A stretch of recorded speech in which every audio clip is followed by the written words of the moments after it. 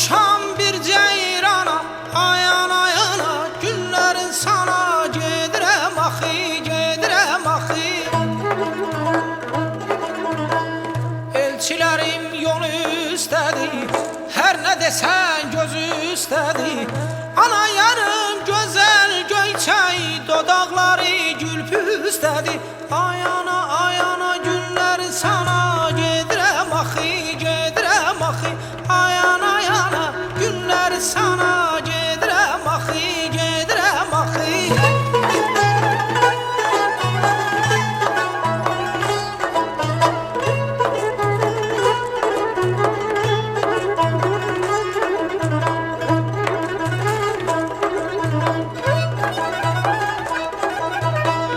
Benim iki gözüm ana, ayana ayana, günler sana gedirem axı, gedirem axı. Xeyir dua ver bana, ayana ayana, günlerin sana gedirem axı, gedirem axı. Şirin dilli elçilerim, yara yetirer sözlerim. Gələk bəxtim eylə mədəd, puç olmasın ümidlərim. Ayana ayana günlərin sana gedirəm axı, gedirəm axı. Ayana ayana günlərin sana gedirəm axı, gedirəm axı.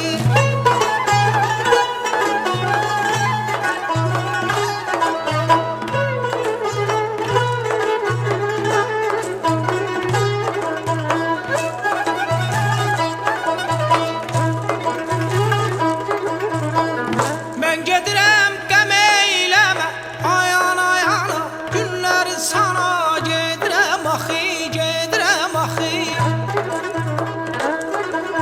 Kipriklərin əm eyləmə, ayana ayana, günlərin sana gedirəm axı, gedirəm axı.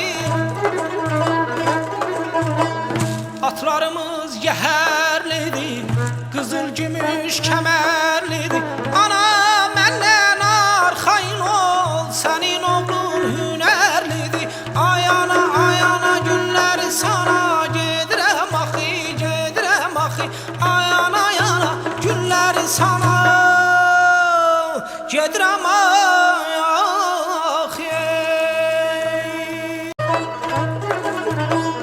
Vurulmuşam bir ceyrana, ayana ayana, günlerin sana gedirem axı, gedirem axı.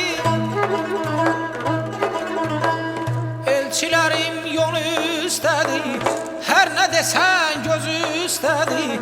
Ana yarım güzel göyçay, dodakları gül püstedi.